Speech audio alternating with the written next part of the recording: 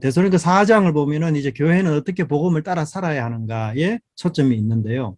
3장과 4장 사이에 주제가 아주 바뀌는 부분을 우리가 볼 수가 있는데, 그 이유는 이제 1장부터 3장까지는 주로 바울이 그의 방문과 또 사건들을 회고하고 이 바울을 비판하는 자들이 많았습니다. 주변에 바울의 복음이 잘못됐다는 비판, 또 바울도 그 당시 어떤 의미에서는 철학자들, 뜨돌이 철학자들, 그래서 말을 잘 함으로써 사람들한테 인기를 얻어서 그것을 통해서 이제 생계가 유지되는 이런 일들을 하는 뜨돌이 철학자들이 굉장히 많았고, 그런 뜨돌이 철학자들이 결국은 돈 버는 게 목적이기 때문에 진실을 말하기보다는 이제 잘 포장해서 듣는 사람이 좋아하는 이런 얘기들을 많이 하고 그 대신 많은 돈을 받고 이런 일들이 굉장히 많았습니다. 그래서 유대인들이 바울을 어떻게 비판하는가 하면 바울은 떠돌이 철학자나 다름없는 그런 사람이다.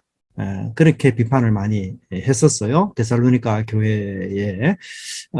그러니까 바울은 그런 자신의 비판에 대해서 변호를 해야 되죠. 그래서 우리가 지난번 이제 데살로니가 전서 2장을 보시면 그런 비판에 대해서 바울이 어떻게 복음을 청렴결백하게 전했으며 그가 굉장히 수고하고 잠을 자지 못하는 그런 어려움 속에서도 친히 장막을 만들어서 손수 벌어서 내가 일을 했다. 그러면서 나는 조금의 어떤 이익을 바라보고 이 교회 사역에 한 게 아니다. 그래서 이 뜨드리 철학자들과 바울이 얼마나 그 다른지에 대해서 변호하는 이런 일들이 이런 표현들을 많이 해요. 3장까지는. 3장에서는 또 왜 내가 데살로니가를 떠나게 되었는지, 그리고 떠나면서 나의 진정한 마음은 무엇이었는지 그런 것들을 이야기해요. 그래서 이 설화체이면서 변론이 많고요. 자기가 지금까지 해왔던 행위에 대한 그런 설명들이 나오고 있습니다. 그러나 이제 4장과 5장을 보면은 데살로니가 교회를 향하고 있습니다. 그래서 그 교회의 현재와 미래, 그리고 그들을 괴롭히고 있었던 그 교회 내의 그리스도인 중에서 게으른 자라는 아주 구체적인 그런 사람들에 대해서 실제적인 문제를 바울이 말하고 있고요. 그래서 주로 권고하고 호소하고 그들에 대한 가르침이 나타나는 그런 부분이 등장합니다. 그래서 이런 주제 변화는 4장에 이제 그리고 이제라는 단어부터 시작해서 이 변화의 시점을 우리가 찾을 수 있고요. 그렇다고 해서 3장과 4장 사이에 아무런 연관이 없는 건 아닙니다. 왜냐하면 바울이 이제 3장 마지막에 어떻게 기도하는가 하면 그들이 사랑과 거룩함에 성장하고 자라도록 이렇게 기도하는데 이 사랑과 거룩함이 4장에 그대로 녹아 있어요. 그래서 4장 3절에 보면은 하나님의 뜻은 이것이니 너희의 거룩함이다. 그래서 거룩함이라는 얘기가 나오고 또 4장 9절을 보면은 형제 사랑에 관하여는 이렇게 표현함으로써 앞에서 사랑이라고 했던 것을 다시 반복해서 3장과 4장의 연결고리를 갖고 있는 것을 우리가 볼 수가 있습니다. 우리 이 부분에서는 주로 윤리에 대한 가르침이 강합니다. 사실 우리 그리스도인들이 윤리를 상대적으로 소홀히 하는 경우도 없지 않아 있고요. 사실 어떤 경우에는 우리가 이미 복음으로 예수님 믿음으로써 모든 것에 자유함을 얻었다. 이렇게 이야기함으로써 이 죄를 아주 가볍게 여기는 이런 처사가 있는가 하면 또 그 반대로 지나치게 이 율법주의의 틀에 매여서 행위를 너무 지나치게 강조함으로써 그 의로 또 교회 구원을 얻으려는 이런 첨예한 이런 부분들이 있는데요. 바울은 여기서 이제 데살로니가 교회 교인 성도들이 이 도덕법 또 하나님의 계명들을 지키지 못하는 이런 부분에 대해서 부질함을 하면서 그것은 바로 이 예수 그리스도를 진정으로 사랑하고 하나님을 기쁘시게 하는 그 동기에서 시작되는 그런 선행임을 이야기하고 있습니다. 그래서 우리가 이 선행과 믿음이라는 것은 동기의 양면처럼 우리가 이 선행을 무시할 수 없는 믿음이 있으면 그것의 형태가 선행으로 드러나기 때문에 무시할 수 없는 것을 우리가 기억해야만 하는 것이죠. 자, 그래서 이제 1절을 보시면 바울은 이제 우리에게 하나님을 기쁘시게 하라. 이렇게 모든 그 윤리의 기본 토대는 뭐냐? 하나님을 기쁘시게 하는 것이 그 윤리의 동기고 출발점이에요. 그래서 율법을 위해서 지키는 게 아니고 하나님을 기쁘시게 하는 것이 삶의 윤리적 토대다. 그렇게 말할 수가 있죠. 그래서 권면한다. 이 표현을 쓰는데 여기에 굉장히 이게 강한 어조예요. 군사적인 명령 또는 민사적인 명령 이런 단어가 권면하다 하는 단어이기 때문에 굉장히 강력한 단어죠. 그런데 바울이 놀랍게도 이제 주 안에서 구하고 권면한다 이런 표현을 쓰잖아요. 1절에서. 그러니까 자신의 권면과 가르침을 예수님과 관련을 시켜요. 즉 내가 한 말은 예수님의 말이다. 이 말이거든요. 그래서 굉장히 그 바울의 강한 권위를 보게 돼요. 실제로 이렇게 권위 주장할 수 있는 궁극적인 이유는 구약과 예수님의 말씀과 바울의 가르침이 사실은 일치하기 때문에 우리가 충분히 그렇게 받아들일 수 있습니다. 그래서 바울은 종종 자기가 이 유모처럼 섬기고 이런 사람이지만 동시에 사도로서 바른 복음을 전하는 일에는 엄청난 권위를 주장해요. 그래서 그런 주장에 대해, 그런 권위에 대해서는 바울이 굉장히 강조를 합니다.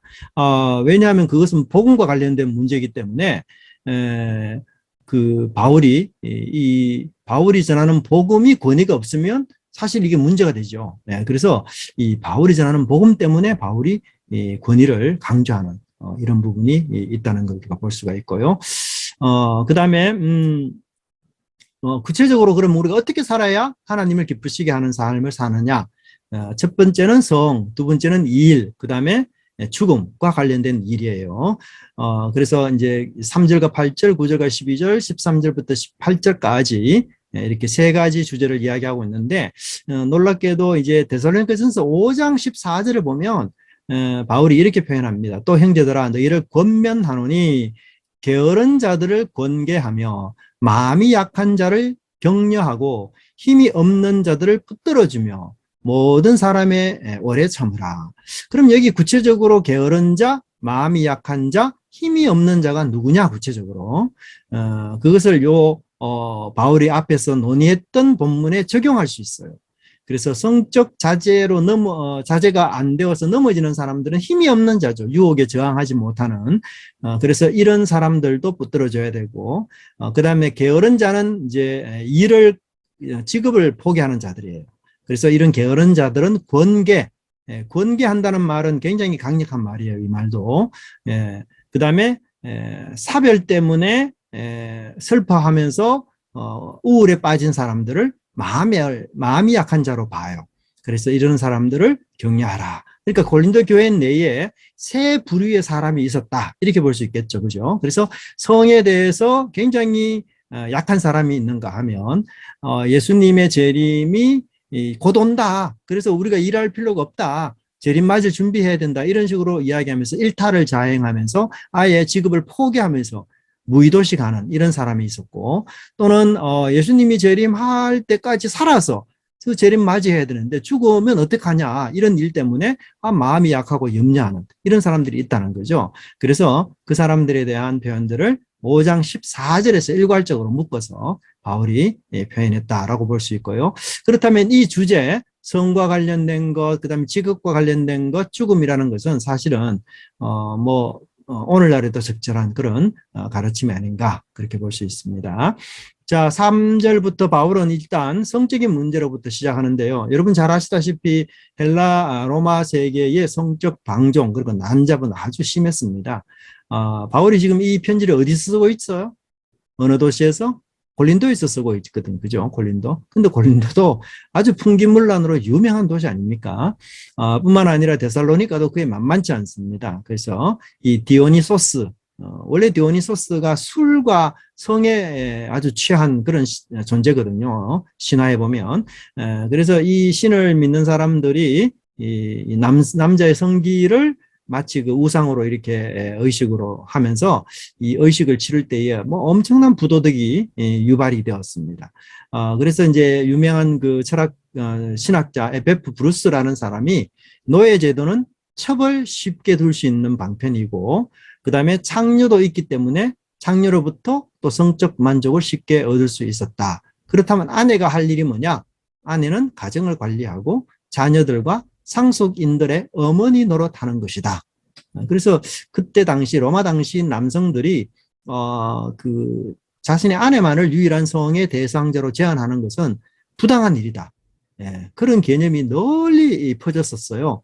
그렇기 때문에 성적 방종은 너무 자연스러운 것이고 문화처럼 아주 손쉬운 그런 것이었어요. 그렇기 때문에 바울이 이들이 예수 그리스도를 믿고 난 이후에도 이런 문화, 이런 습성 또는 이런 어떤 그 쾌락적인 그 삶의 이 포기가 쉽지 않기 때문에 바울이 여기서 강력하게 이 그들에 대해서 교훈을 하는데요.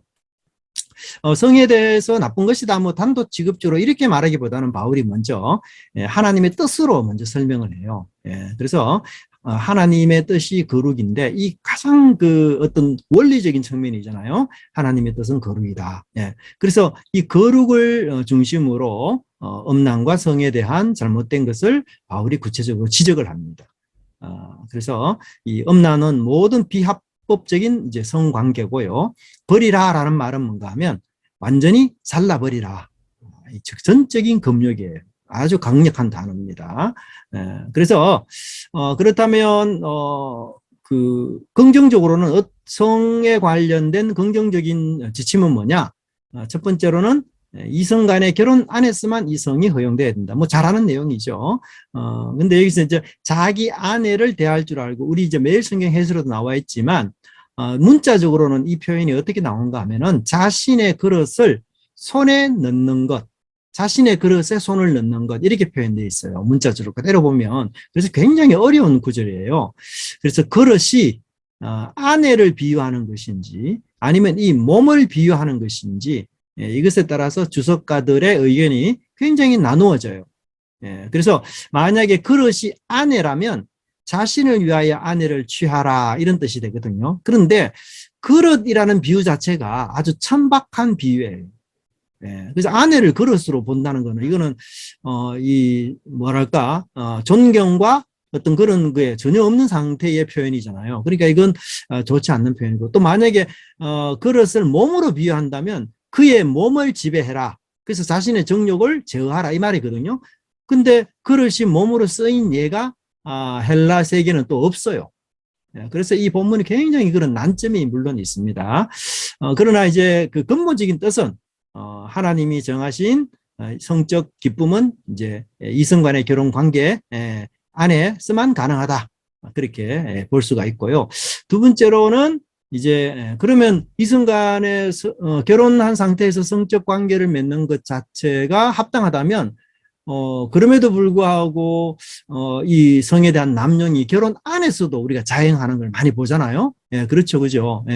그래서 결혼 관계 안에서도 이 성적인 남용의 부도덕 혹은 뭐 성적 폭력 뭐 이런 것 때문에 어려워하는 일들이 많죠. 그래서 두 번째는 어떻게 살아야 되는가 하면 거룩함과 존귀함으로 이 성을 사용해야 된다. 그렇게 이야기하고 있어요. 그래서 절제가 필요하다는 얘기죠. 그래서 우리가 배우자를 향해서 자칫 이 성적 폭력 또는 성적 희롱, 심지어는 뭐 강간 이런 이기적 성적 욕구를 발휘하는 경우도 없지 않아 있거든요. 그렇기 때문에 이 아내와의 관계 속에서 성행위가 가능하다는 자체가 너무 또 문자적으로 그렇게 받아들여서 이 여성의 어떤 인권이나 이런 존경받을 그런 것들이 다 무시되는 이런 일들은 있으면 안 된다. 그렇기 때문에 두 번째로는 거룩함과 존귀함으로 가져야 된다. 그렇게 이야기하고요.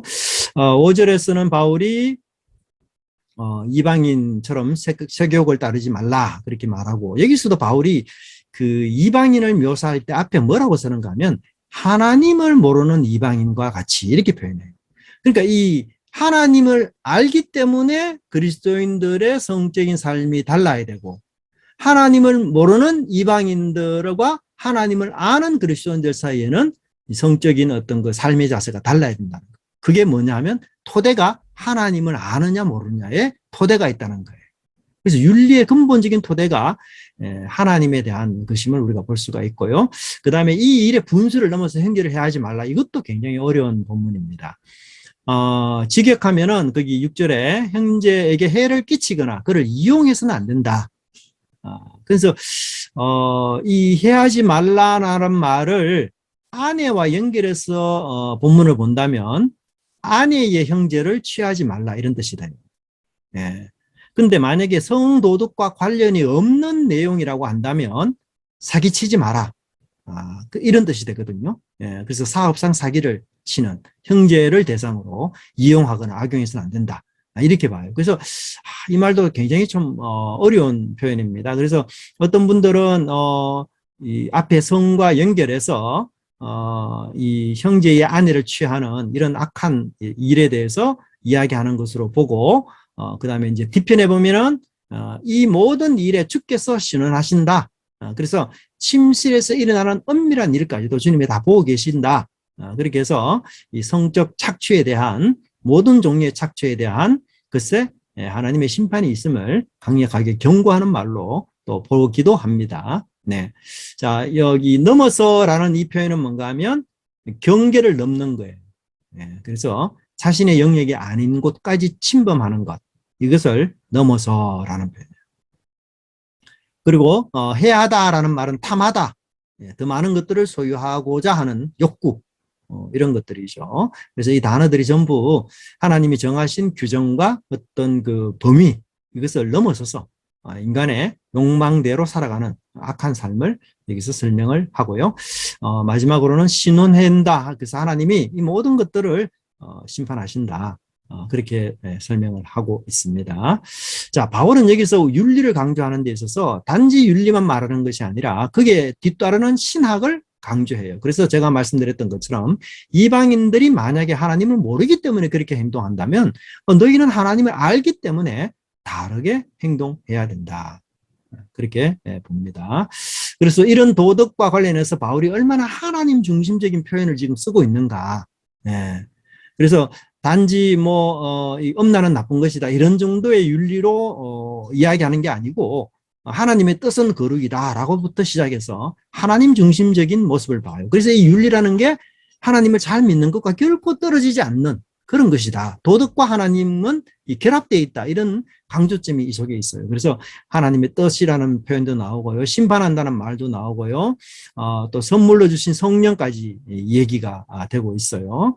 그래서 이 성적인 범죄에 대해서는 아주 심각한 범죄라고 말씀하면서 이 성령을 주신 하나님을 저버리는 그런 끔찍한 일이다. 그렇게 말해요. 자, 그 다음에 두 번째로 바울은 9절부터는 사랑에 대한 얘기를 하고 있습니다. 왜 사랑에 대한 얘기를 하고 있는가 하면 사실은 이 데살로니가 교회 안에 굉장히 골치 아픈 사람들이 있었어요. 그 사람들이 뭔가 하면 게으른 자. 그래서 예수님의 재림을 재림 때에 그 재림을 잘 준비하기 위해서 내가 일상에 살아가면 안 된다. 그래서 직업을 포기하고 그렇게 게으르게 살아가면서 사실 게으르게 살아가는 사람의 또 한 특징이 뭔지 아세요? 남의 일에 참견을 많이 해요. 자기 할 일 없으니까, 자기 별로 안 바쁘니까.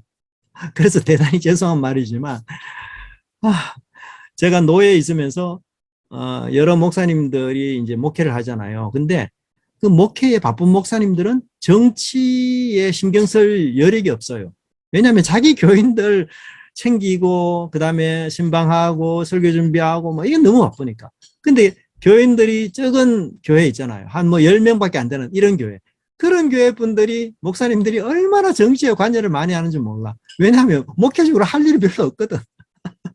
그러니까 그런 분들이 완전 정치꾼이 되고 박사가 돼요, 정치. 그러니까 이게 너무 잘못된 방향으로 흘러가는 거예요.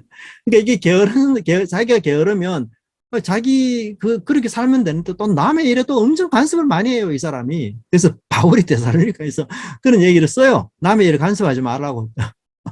자기 일이나 잘하라고. 그래서 그런 표현이 나오는데요. 여하튼 5장 14절에 이 게으른 자가 나오는데 이 게으른 자는 붙들어 준다는 단어를 쓰지 않고 권계해야 한다는 단어를 써요. 이 권계라는 말은요, 질서 없는 군대나 혹은 제대로 행군하지 않고 열을 무너뜨리거나 말을 잘 듣지 않는 규율이 없는 군인을 가르칠 때 사용되는 단어입니다. 그래서 굉장히 무질서하게 그렇게 행동하기 때문에 단단히 다 이루고 일러줘야 돼요.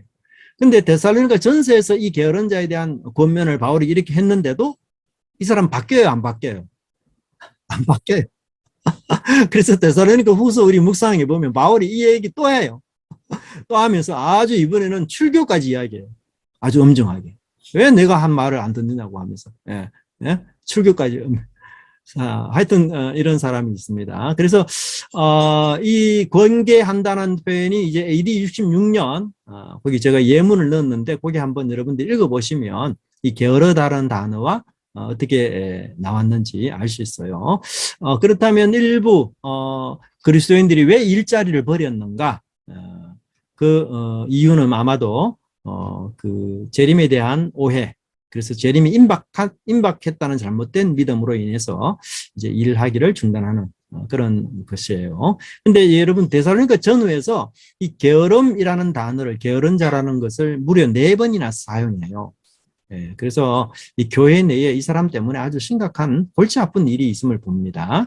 그래서 게으름은 어떤 나태라기보다는 의무에 대한 무책임, 예, 이렇게 볼 수가 있어요. 여러분 그런 사람이 교회 내에 있으면 어떻게 해야 됩니까? 예? 예. 근데 바울이 여기서 형제 사랑이라는 주제 안에서 그들을 도와주고 그들에게 올바르게 행동해 주라고 이야기하고 있어요. 참, 네. 그래서 이 게으르고 정말 무책임하게 행동해서 여러 사람들이 지금 자기 때문에 어려워하고 있는 이런 상황인데도 불구하고 바울은 그 사람을 형제로 받아라. 이렇게 말하면서 이제 형제 사랑으로 여기서 묘사해주고 있습니다. 그래서 일단 뭐 게으른 자는 이런 사랑이 없는 사람이죠. 왜냐하면 그 사랑이라는 건 뭔가 하면 결국은 내가 내 생활비를 벌어서 일을 해야만 남에게 내가 의존하지 않잖아요. 네. 근데 나는 일하지 않고 의존만 하면은 어떤 의미에서는 기생하는 존재가 되어버리죠. 그건 내 때문에 다른 사람이 너무 고생하는 거죠. 예, 그런 것들을 좋아라 하고 이러면 그건 진짜 사랑이 아니죠. 그죠? 예. 그러니까 사실은 이 생활비를 번다는 것은 이 생활비를 벌기 위해서 일한다는 것은 뭔가 하면 사랑의 표제예요. 사랑. 이 사랑이 없는 거예요. 이 사람은. 게으른 자는. 예. 그렇게 말하면서 바울은 여기서 특별히 형제라는 단어를 쓰고 있습니다. 근데 여기 형제 사랑이라는 말을요, 여러분, 우리가 이제 성경을 통해서 자주 듣기 때문에 뭐 어색함이 없지만 사실은요, 이 70인역이나 헬라 사회에서는 친형제 자매에게만 이 단어를 써요. 예. 근데 우리는 뭐예요? 아버지를 하나님으로 모시는 영적인 믿음의 형제 자매 관계다. 그래서 얼마나 이 우리의 아버지, 한 아버지를 섬기는 우리의 관계가 혈연 이상의 아주 중요한 그런 관계임을 여기서 설명을 하고 있습니다. 또 우리가 이제 형제 사랑에 대해서 쓸 것이 없다라고 쓰잖아요. 9절에. 쓸 것이 없으면 안 쓰면 되잖아요. 근데 바울이 또 형제 사랑을 써요. 예, 바울이 이제 이런 얘기를 자주 해요. 너 믿음에 대해서 쓸 것이 없지만, 이런 표현, 또 형제 사랑에 대해서 쓸 것이 없지만, 이러면서 또 쓰거든요. 예, 그 이유는 뭔가 하면 두 가지 효과가 있어요. 첫째는 격려하고 칭찬하는 효과가 있어요.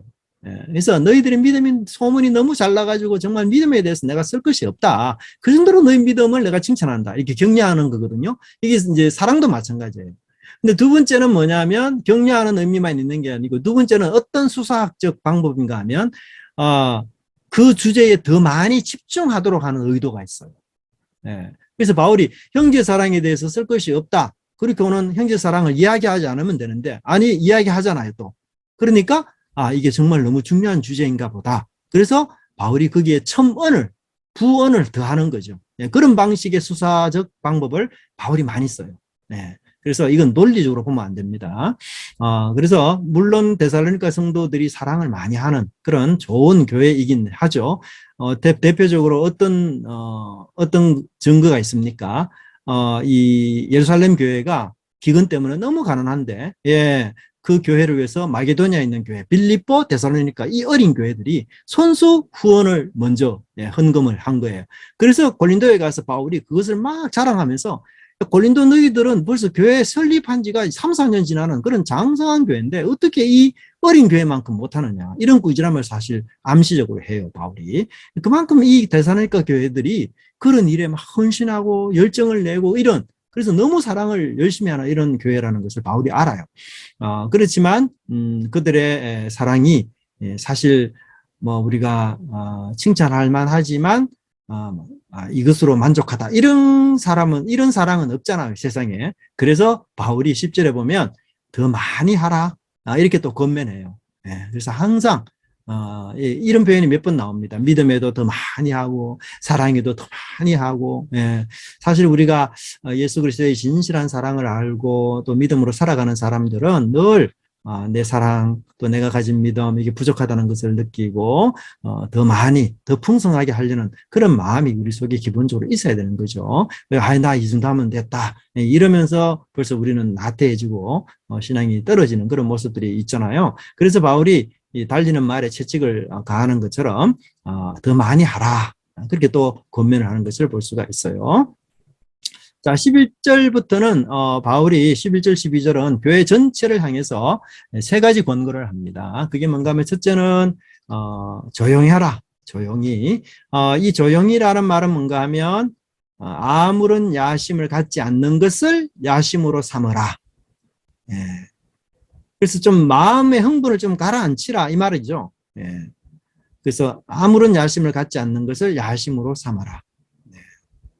막 우리 신앙생활 하면서 어떤 분들은 방방 뛰는 사람들 있잖아요. 물론 막 열정도 충만하고 이래서 그런 또 좋은 측면도 물론 있긴 하지만 그러나 그게 또 너무 과하면 문제가 되지 않습니까? 그래서 너무 큰 야심을 갖지 마라 이 말이죠. 그래서 야심 갖지 말고 평소에 행하던 대로 늘 일상을 그렇게 이웃과 하나님을 기쁘시게 하는 삶을 살아가는 것 그게 최고로 좋은 것이다. 이제 그런 뜻이고요. 그리고는 자기 손으로 너희 일을 하기를 자기 일을 하라. 그럼 자기 일을 하라. 네. 그래서 아까 게으른 사람이 일을 하지 않고 늘 놀기 때문에 빈둥빈둥 놀기만 하기 때문에 쓸데없이 참기만 하는 사람들이거든요. 그래서 일 좀 해라 니 그런 표현을 바울이 쓰고 있습니다. 그리고 손으로 일하라는 말을 또 써요. 바울이 손으로 일할. 너무 구체적이잖아요. 그냥 직장 하나 구해서 뭐 여러 가지 직장이 많은데 손으로 왜 그럴까요? 헬라인들은 육체 노동을 아주 하대했어요. 전시했어요. 왜냐하면 헬라 사회 세계에서는 노예들이 존재하잖아요. 근데 그 노예들이 주로 육체 일을 해요. 그렇죠? 육체를 써서 일하잖아요. 그러니까 헬라 사람들은 귀족들은 그런 육체적인 일을 아주 하대시하고 노예나 하는 일이다. 경멸했습니다. 그래서 그런 사고에 익숙한 헬라인들에게 손으로 일한다는 거 굉장히 어색할 수 있어요. 내가 이 손으로 일하면 사람들이 나를 뭐 무시할 텐데 노예를 볼 건데 그런 생각할 수 있겠죠. 그런데 바울도 장막 만드는 사람이었죠. 예수님 목수였죠.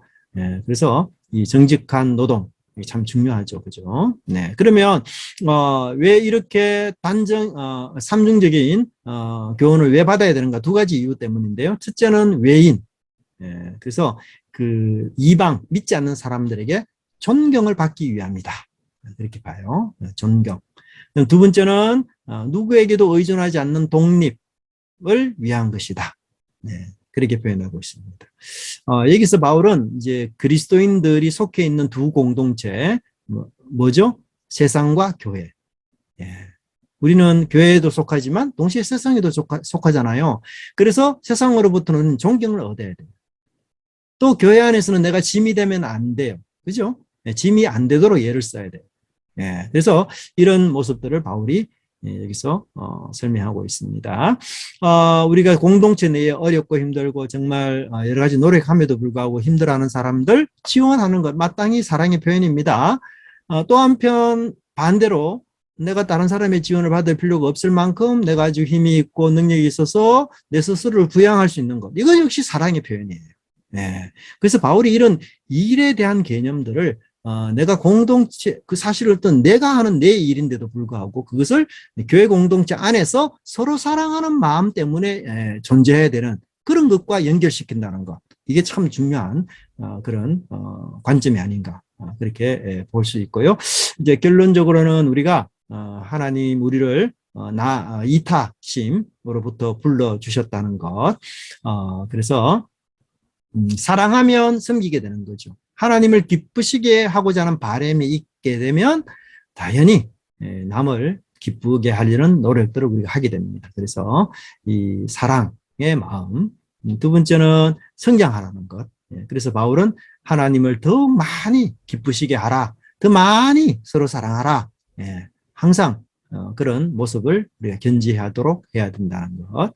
네. 자, 5장을 보시면 5장은 이제 4장 후반부에서 제가 지난주 설교했던 죽음 이후에 어떤 일이 일어날 것인가, 재림의 프로그램이 뭐냐, 이런 것들에 대한 논의가 4장 후반부에 있었다면, 이제 두 번째 문제는 뭐냐면 5장 1절부터 11절은 세상 끝날 때 어떤 일이 있을 것인가, 심판날이 있다면 어떻게 준비해야 되는가, 이런 두 가지 주제를 여기서 다루고 있습니다.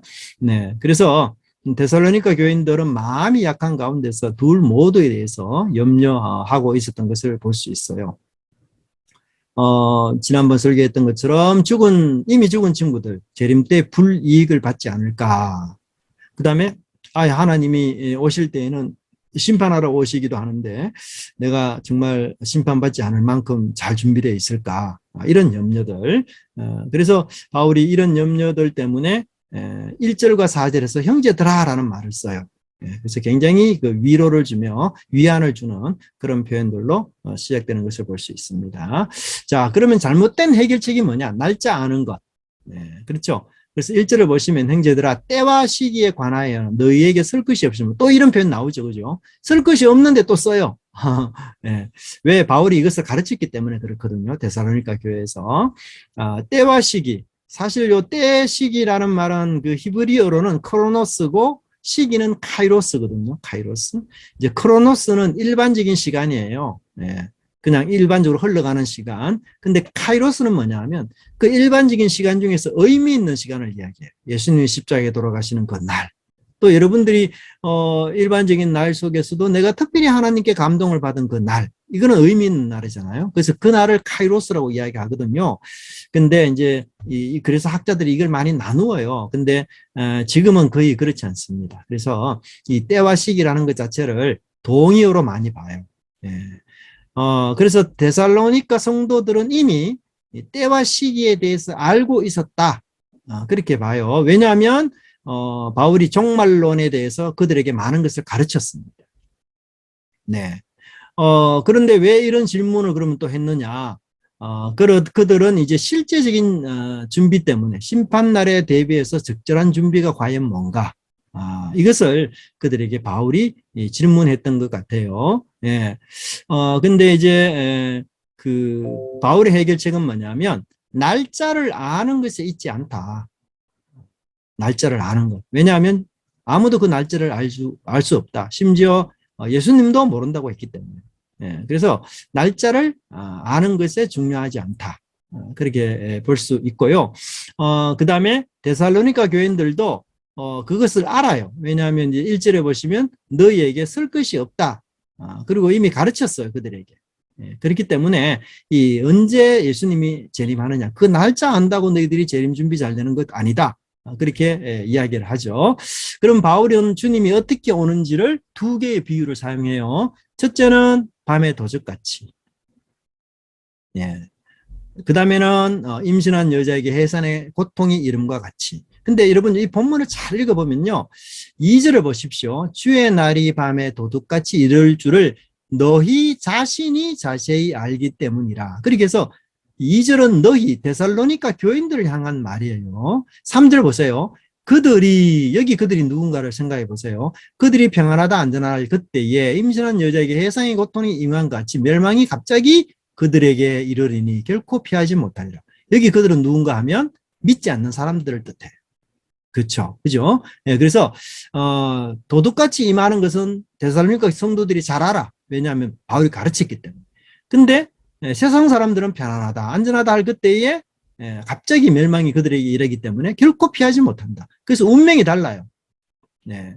자, 그 다음에 그러면은 그 예수님이 재림하시는 날을 주의 날이라고 바울이 표현하잖아요. 주의 날. 근데 원래 주의 날, 그러니까 유대인들에게 주의 날이 뭡니까? 라고 물으면 유대인들에게는 주의 날이 예수님의 재림의 날이 아니에요. 구약을 보는 유대인들. 구약을 믿는 유대인들은 어떤 날이 주의 날이죠? 하나님이 심판과 구원으로 이 세상에 오시는 날.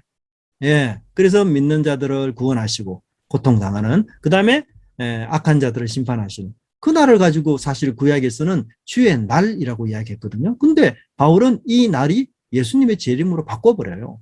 예. 그래서 구약의 주의 날이 전부 예수님의 재림과 재림으로 대치되고 재해석이 되어버립니다.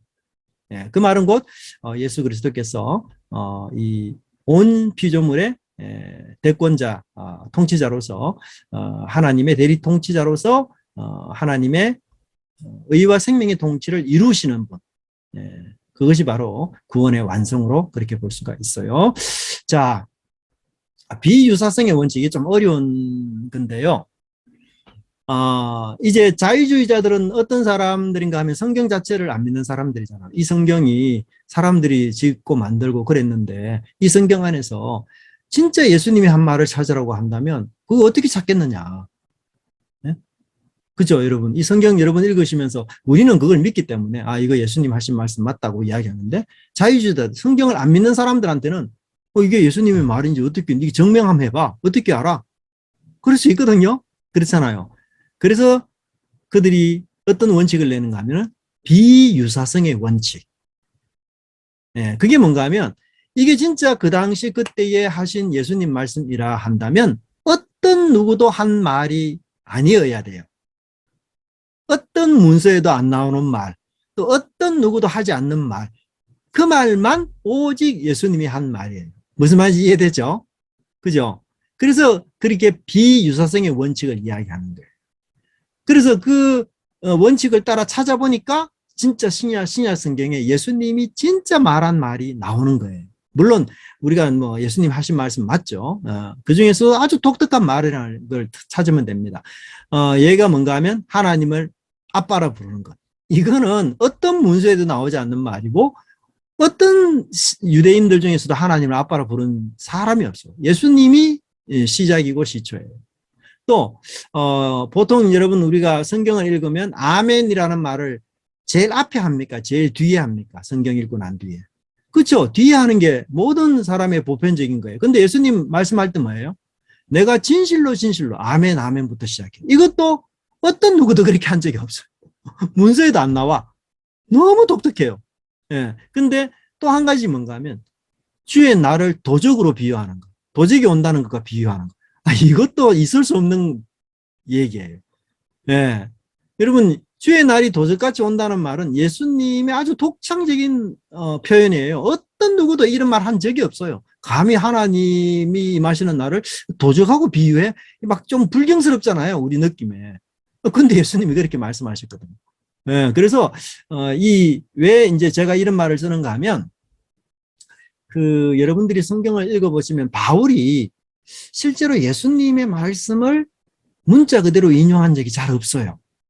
네, 그래서 이제 많은 학자들이 이 바울과 예수님을 나누는 이런 이제 행태를 많이 벌려요. 왜냐하면 뭔가 바울과 예수님의 연속성이 있으려면은 바울이 예수님의 말씀을 많이 인용을 해서 설교도 하고 그렇게 설명도 하고 이렇게 해야 되는데 거의 인용이 없어요. 직접 인용이 거의 없습니다. 예, 그것 때문에 이제 바울과 오히려 기독교의 창안자를 바울로 봐요. 예, 그만큼. 예. 근데 바울 이런 표현들 지금 이제 바울도 여기 주의 날이 도적같이 온다잖아요. 이거는 누가 한 말을 지금 바울이 인용하는 거예요? 예수님이 한 말을 그대로 인용. 이거는 뭐, 이거는 뭐, 어떻게 핑계할 수가 없어요. 예, 그만큼 확실해요. 그래서, 바울이 이제 예수님의 말씀을 굉장히 많이 아는 사람이었고, 그러나 직접 인용도 많이 하지만 대부분 간접 인용을 많이 해요. 예, 그 이유가 뭔가 하면 예수님이 살았던 시대와 바울이 살았던 시대가 다르기 때문에 그래요. 예수님은 유대인이라는 민족적인 테두리 안에서 살았기 때문에 그들에게 필요한 말씀이 전해졌다고 한다면 바울은 지금 어떤 삶의 테두리예요? 이방인들이 있는 삶의 테두리이기 때문에 그걸 그대로 이야기해서는 아예 안 통하거든요. 예, 그래서 예수님의 말씀을 문자 그대로 적용하지 않고 그 원리와 그 정신을 도출해서 설명하는 그런 예들이 많습니다. 자, 강도는 여하튼 뭐 미리 경고장 보내지 않고요. 예상하지 못하게 오는 것 특징이죠. 3절에 보면은 특별히 바울이 평안하다, 안전하다. 왜 이 표현을 쓸까요, 바울이? 저희가 평안하다, 안전하다 할 때에. 왜? 이 평안하다, 안전하다는 말은 뭐가 연결되기 때문에 바울이 이 표현을 쓸까? 예. 이 평안하다, 안전하다는 말은요, 로마 사회의 표어였습니다. 표어. 팍스 로마나 들어봤죠? 팍스 로마나. 팍스라는 말이 뭔가 평화예요, 평화. 예, 로마의 캐치프레이즈가 뭔가 하면 평화. 예, 그러니까 내가 너희 나라를 대신 다스려 주겠다. 그 대신에 평화를 내가 너희들에게 선물을 주겠다. 예. 그래서 사실은 로마 군대가 여러 곳이 여러 도시 또 여러 지역을 이렇게 방비하고 그다음에 그 군사력을 가지고 치안이라든지 도적이라든지 이런 것들을 잘 정비하고 로마 법도 이렇게 잘 다듬어 만들어서 할 수만 있으면 법대로 공평하게 그리고 도적이나 이런 것이 없이 안전하게 여행할 수 있도록. 바울이 사실 여행을 얼마나 많이 합니까? 근데 거의 도적 잘 당하지 않거든. 왜냐하면 이 로마 사회 자체가 치안 유지가 굉장히 잘 됐거든. 그래서 이 데살로니가 교회가 어떤 교회입니까? 데살로니카라는 도시가 로마의 덕을 많이 입는 도시잖아요. 그래서 로마 시민으로서 굉장히 자부심을 가진 도시들이에요. 그러니까 자연히 로마의 캐치프레이즈, 평안하다, 안전하다. 야, 로마가 다스리기 때문에 우리가 이렇게 평안한 태평 세대를 누릴 수 있어. 예, 이런 마음을 갖고 있는 그들에게 갑자기 하나님이 오신다. 재림하신다. 그걸 지금 경고하고 있는 거예요. 그죠? 예, 그래서 팍스 로마나의 이데올로기에 휩싸이지 않도록 바울은 지금 경고하고 있는 것을 볼 수가 있습니다. 모두 이제 재림이 돌연히 이루어질 것을 여기서 설명하고요. 그 다음에 그러면 어떤 대안이 있습니까? 그것은 바로 깨어 있는 것이다. 그렇게 표현될 수 있죠. 그래서 5장 4절부터 너희들이 형제들아 너희들은 어둠에 있지 않고 그 날이 도둑같이 너희들에게 임하지 못한다. 예. 여기 어둠에 반대되는 날이 낮이잖아요. 낮. 예. 낮. 어둠과 낮이 대조가 되잖아요. 근데 주의 날이라고 할 때 날이 낮이에요. 낮. 예. 그러니까 주의 날은 낮이기 때문에 그 주의 날을 아는 사람들은 어둠에 있지 않는 거예요. 그래서 바울이 지금 단어를 아주 뭐랄까, 동어미어어를 통해서 쓰고 있습니다. 특별히 여러분, 빛과 어둠은 상징적인 의미가 많죠. 그래서 빛이 하나님의 계시와 구원을 상징한다면 어두움은 죄악과 죽음과 사탄의 권세 아래에 있는 것. 그것을 이야기하고요. 그 다음에 임하지 못한다라는 말은 임하다, 기습하다는 뜻이에요. 기습, 예기치 않게. 그런데 우리는 예수님이 이렇게 예기치 않게 온다는 걸 알기 때문에 어떤 대비책이 필요한가 하면 깨어 있으면 되는 거죠. 깨어 있으면. 그래서 문제에 대한 해결책이 뭐냐면 그분이 언제 올지를 알아서 문제가 해결되는 게 아니라 깨어 있는 걸 통해서 문제가 해결이 된다. 그래서 맞을 준비만 되어 있으면 불시에 기습을 당하지 않는다. 그걸 지금 여기서 설명하고 있습니다. 네. 그리고는 빛의 아들이고 낮의 아들이라고 쓰잖아요. 보세요. 네. 낮의 아들, 주의 날, 낮. 네. 똑같은 의미예요. 그래서 낮의 아들로 이미 이야기하고 있습니다. 네. 그렇게 해서 우리는 어둠에 속하지 않았다. 성경 역사는 두 시대로 나누죠. 바울이 예수님도 그렇고요. 바울도 나누었는데 어둠과 밤. 그 다음에 현세와 내세, 낮과 밤. 보통 그 현세를 2세대라고 불러요. 바울이 2세대. 그 다음에 내세는 뭐죠? 오는 세대라고 불러요. 오는 세대. 우리 성경을 읽다 보면 2세대 하면 이게 죽음과 악에 속한 세대구나 이렇게 읽으셔야 되고요. 오는 세대에 하나님이 완전히 통치하시는 구원이 완성된 세대구나 그렇게 봐야 돼요. 그래서 지금은 예수님이 초림하셨기 때문에 이 세대와 오는 세대가 겹쳐 있어요. 겹쳐. 그래서 어떤 눈으로 보면은 하나님이 계신 것 같고 또 어떤 시각으로 보면은 하나님이 안 계신 것 같고 굉장히 알쏭달쏭한 게 지금 우리가 살아가는 이 세대예요. 그렇기 때문에 뭐가 필요해요? 믿음이 필요해요. 믿음이 없으면 이 세대가 하나님이 없는 것처럼 보여요. 근데 믿음을 갖고 보면 이 세대가 반드시 하나님이 지금 통치하고 오는 세대가 이미 도래했다는 것을 우리가 알 수가 있습니다. 그래서 당분간은 이 두 세대가 중복이 되고요. 시대가 마침내 예수님이 재림하실 때에는 이제 오는 세대가 모든 것을 통치하고 다스릴 겁니다. 그래서 우리가 빛 가운데 있을 때에 불시의 기습을 당하지 않는다. 그래서 6절에 보면 다시 깨어 정신을 차리라. 그렇게 설명하고 있죠. 그죠? 네. 그래서 경각심 없이 주의 재림에 대비하지 않는 자들이 잠을 자는 자들이에요. 실제로는 로마의 그 평안, 안전에 젖어가지고 살아가는 사람들을 뜻하고 있습니다. 그래서 데살로니가 성도들은 오히려 깨어 건신하는 자가 되어야 된다. 이 깨어 건신한다는 말은 뭐냐면 술 취함에서 깨어 있는 걸 뜻해요. 문자적으로. 네. 그래서 맑은 정신을 갖도록 그렇게 이야기합니다. 그것은 우리가 빛에 속한 자들의 상태에 계속 있도록 잠을 자지 말라 그런 말이 전혀 아닙니다. 빛의 상태에 계속해서 있도록 그렇게 설명하고 있습니다. 자, 그 다음에 자, 바울은 지금 우리가 어디에 속해 있는가에 대한 주장으로부터 시작해서 이제는 우리가 어떻게 살아야 되는가를 이야기하죠. 그래서 앞부분에서는 우리는 낮에 속했다, 빛에 속했다 이런 표현을 계속 하다가 이제는 어떻게 살아야 되는가를 설명하는데 8절이 나오죠. 그래서 무장해야 된다. 무장. 8절 보시면 우리는 낮에 속하여 있으니 정신을 차리고 믿음과 사랑에 호심경을 붙이고 구원의 소망의 투구를 쓰자. 이것은 이제 바울이 이제 그 로마 군사를 보고 상징으로 이제 쓴 표현이죠. 근데 그래서 바울이 서신에 보면 이런 표현이 많이 나와요. 근데 우리가 여기에서 이제 초점이 뭐냐 하면 호심경, 투구 여기에 초점이 있는 게 아닙니다. 뭐 방패 여기에 초점이 있는 게 아니에요. 왜냐하면 바울이 이 에베소서에서도 이게 나오는데 이게 바뀌어요. 여기서는 구원의 소망의 투구라고 쓰잖아요. 그렇죠? 근데 에베소서 6장에서는 의의 흉배, 투구가 구원이에요. 구원. 여기는 소망의 투구잖아요. 달라요. 그래서 우리가 투구가 뭐냐, 호심경이 뭐냐, 방패가 뭐냐 이런 거 논하는 게 중요한 게 아닙니다. 그걸 막 해석해서 투구는 머리에 쓰는 거기 때문에 머리 보호하는 중요한 그런 얘기는 전혀 바울의 논점이 아니에요. 바울의 그럼 논점이 뭐냐? 그게 믿음이라는 것. 이걸 수식하는 게 뭐 논점이에요. 믿음, 사랑, 그리고 구원, 소망. 이게 초점이에요. 초점.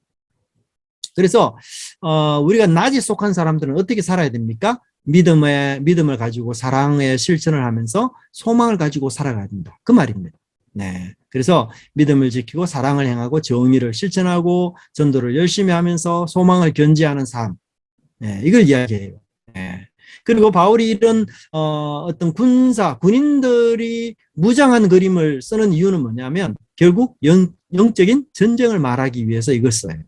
그렇잖아요. 군인들은 어떤 사람이에요? 전쟁하는 사람이잖아요. 그러니까 이 내용에서 우리는 영적 전쟁을 우리가 볼 수가 있습니다. 그래서 이 세상을 살아갈 때 우리는 사탄을 늘 의식해야 돼요. 언제 사탄을 의식해야 됩니까? 이걸 내가 사랑으로 살아야 되느냐 아니면 내 이기적인 욕심으로 살아야 되느냐 이게 영적인 전쟁의 순간이거든요. 그럴 때 우리는 사랑을 선택해야 되고 그럴 때 우리는 믿음을 지키는 것을 선택해야 되고 그럴 때 우리는 소망을 선택해야 되고 그리고 예수 그리스도를 계속 증거하는 것 이게 빛의 자녀로서 살아가는 그런 삶이다 그렇게 설명을 하고요. 그 다음에 3번에 보시면 이제 과연 우리가 구원을 받을 수 있을까? 재림에 대해서 사람들이 굉장히 두려워하고 있었잖아요. 왜냐하면 재림은 심판을 의미하기 때문에. 그래서 정말 우리가 안전할 수 있을까? 이런 것을 두려워하고 있는데 바울은 9절과 10절에서 안전하다. 왜냐하면 하나님이 세우셨고 그리스도께서 우리를 위해 죽으셨기 때문에 재림 때에 우리는 안전한 존재다.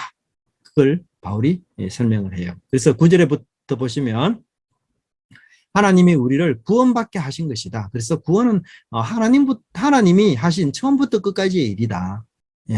그래서 염려하지 말 것을 바울이 여기서 걱정하지 말 것을 바울이 이야기하고 10절에서는 특별히 예수 그리스도께서 우리를 위해서 죽으셨기 때문이다. 그리고는 궁극적으로는 함께 살기 위한 그런 이유 때문에 그 오실 때에 영원히 함께 사는 것이 목적이기 때문에 이 재림에 대해서는 염려하거나 걱정할 필요가 하나도 없다. 그렇게 위로하면서 그들을 온전하게 세워주는 모습들을 볼 수가 있습니다. 자, 재림을 기다리다 보면 우리는 약한 믿음을 가질 수 있겠죠. 내가 오늘 하나님 앞에 충성하지 못한 삶을 살았는데 또 죄에 대한 어떤 마음들, 또 이기적인 어떤 동기로 살았던 것들, 또 헌신하지 못했던 마음들, 뭐 이런 것들 때문에 사실 우리가 재림을 기다리면서 담대한 마음을 갖기보다는 위축되고 부족하다 이런 이제 참 느낌이 많죠, 그죠? 근데 우리가 여기서 가져야 될 담대한 마음은 우리가 누구인가에 달려 있는 것이 아니라 십자가에 나타나신 하나님이 어떤 분인가에 궁극적으로 구원이 달려 있어요. 사실 우리는 뭐 넘어지기도 하고, 그죠? 또 잘하기도 하지만 쓰러지기도 하고, 이 양자의 존재잖아요. 그래서 우리의 어떤 신의 혹은 뭐 믿음이라는 것은 사실 약합니다. 그래서 바울이 마지막으로 십자가에서 죽으신 예수 그리스도의 죽으심, 이것만이 오직 우리의 그 본이 되고 또 큰 확신이 된다는 사실을 이야기하면서 글을 맺고요. 11절에 보시면 피차 권면하고 서로 덕세우기를 하라 그렇게 표현하고 있습니다.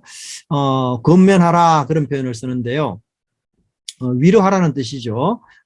그냥 우리가 성도로서 위로할 때 과연 뭘 가지고 위로해야 될까? 말씀을 가지고 위로해야 되죠. 그죠? 그래서 우리가 때로는 우리 성도들을 위로하는 것이 금전적인 면에서나 또는 뭐 직접적으로 도와주는 측면에서도 다 좋지만 정말 말씀으로 위로하지 않으면 참된 위로가 될 수가 없고요. 이제 덕을 세운다라는 표현이 많이 나오는데 이 덕을 세운다는 말이 뭔가 하면 이 세운다는 말은 건축에서 나오는 단어예요. 그죠? 건물을 세워 올린다 이런 뜻이거든요. 그래서 덕을 세운다라는 말은 뭔가 하면 교회를 세운다는 뜻이에요. 근데 교회는 어떻게 세워지는지 아세요? 이제 공동체를 세워 올리려면은 이 서로 사랑으로 세워 올릴 수 있어요. 네. 그래서 이 교회는 성전인데 건축하듯이 이렇게 교회 공동체가 잘 세워 올리고 안전하게 이렇게 부흥 성장하려면 뭐냐? 서로 권면하고 서로 덕을 세우는. 그래서 덕을 세움을 통해서 상대편이 올라가잖아. 격려하고 위로하고 힘을 북돋아주고 이렇게 덕을 세워주는 거잖아요. 그렇게 하면서 성도 한 사람이 좀 쓰러졌다가 넘어졌던 사람이 일어나면 교회 공동체 전체가 또 일어나는 거잖아요. 그래서 그런 표현에서 바울이 쓰고 있는 것을 볼 수 있고요. 이게 또 피차라는 단어도 우리가 이제 이 그리스도인들의 상호 돌봄은 어떤 전문가만 하는 게 아니라 모든 성도들이 해야 되는 그런 사역이에요. 그래서 우리 모든 지체가 이것을 우리 형제 자매의 일이다 이렇게 생각하면서 상호 돌보는 그런 일들이 돼야 된다. 그렇게 볼 수 있습니다. 네. 9장 후반부 5장 12절부터는 바울이 이제 세 가지 주제를 5장에 12절부터 쓰는데요. 첫째는 이제 지도자들, 목사들과 어떤 관계를 맺어야 되는지 12, 13절에서 말하고요. 두 번째는 교회 안에서 교회 안에서 교제를 좀 더 구체적으로 설명하고, 셋째로는 이제 공적 예배에서 우리가 어떤 자세를 취해야 되는지 그렇게 말합니다. 자, 데살로니가 교회는 아주 그 어린 교회라고 했잖아요. 사역한 지 얼마 되지 않는 3개월 사역한 교회였는데 그 교회에서 과연 우리가 지도자가 있을까? 짧은 시간에. 그런데 이제 그 누가의 사도행전을 보면은 아리스다고와 세군도, 여러분 혹시 들어봤죠? 아리스다고와 세군도. 이 두 사람이 그 바울의 편지를 가지고 오거든요. 그래서 이 두 사람이 아마 이 데살로니가 교회의 지도자가 아닌가 그렇게 보고요. 여기서 결론만 이야기한다면 이 교회 지도자를 수고하는 사람이라, 이 수고라는 단어는 뭐 어떤 단어인가 하면요. 땀을 뻘뻘 흘리면서 애쓰는 것을 이야기해요. 이 육체적인 노동을 의미하는 단어입니다. 이 단어가. 그래서 우리가 뭐 교회 지도자가 무슨 육체적인 일을 하느냐 우리가 이렇게 볼 수 있는데 바울은 여기서 이 단어를 사용하면서 그 농부처럼 아니면 애쓰고 분투하는 사처럼 지칠 정도로 일하는 사람처럼 이렇게 지도자들이 그렇게 일하는 사람으로 보고 있고요. 둘째는 이제 다스리는 자들이다. 그렇게 표현하고 있고요. 물론 이제 이 다스림이 마치 그 집을 다스리는 아버지와 같은 그런 부성애적 요소가 있는 거죠. 그다음에 셋째로는 구원하는 사람이다. 이것은 이제 윤리적 맥락에서 나쁜 행위나 또는 나쁜 행위에 대해서는 경고하고 이제 잘한 행위에 대해서는 칭찬하는 그런 의미로 볼 수 있습니다. 13절에 보면 사랑 안에서 가장 귀히 여기라 그렇게 표현해요. 존경하라 이 말이거든요. 존경하라. 왜 그럴까? 사실 우리가 상대편을 존중할 때 그때부터 사실은 배움이 시작이 됩니다. 그죠? 우리가 이제 그 존경하는 마음이 없으면 사실 뭐랄까 지식적인 거는 배우고 이렇게 될 수 있지만 그 사람을 닮고자 하는 욕망은 일어나지 않아요. 근데 존경하게 되면은 지식뿐만 아니라 그 사람을 내가 닮고 싶은 욕망이 생기고 그렇게 돼요. 그래서 이 존경하는 것이 참 중요합니다. 그래서 한편으로는 우리는 연약한 존재이기 때문에 실수도 많이 하고 이러지만 그러나 바울이 또 뭐라고 이야기합니까? 내가 예수님을 본받는 것, 내가 예수님을 본받았으니까 너희는 나를 본받아라 이렇게 말하잖아요. 정말 대단한 사람이에요. 근데 데살로니가 교인들에게 야 너희들 나 부족하니까 나 본받지 말고 예수님 본받아. 우리 같으면 이렇게 말할 텐데 바울은 그게 아니고 야 너희들 나를 본받아라. 그러면 예수님 본받는 거 똑같다. 그만큼 바울이 대단한 어떤 실천, 실행, 순종하는 사람인데 이제 그 말은 뭔가 하면 우리 그리스도인들이 말씀을 몸으로 삶으로 보여주는 자라는 거죠. 네, 그럴 때에 사실은 신뢰감이 생기고 존경감이 생겨서 결국은 그 사람들이 그런 걸 통해서 신앙이 성장하잖아요. 그렇죠? 그 사람들이 하나님을 볼 수 있는 게 아니거든요. 그래서 우리의 바른 삶이 참 중요합니다. 그 다음에 14절은 제가 앞에서 좀 했고요. 세 종류의 사람들이 어떤 사람인지. 15절 같은 경우도 악을 악으로 갚지 말고 누구의 말이 생각이 납니까? 예수님의 산상수훈이 생각이 나죠. 그래서 바울이 이런 측면에서 간접적으로 계속 인용을 해요.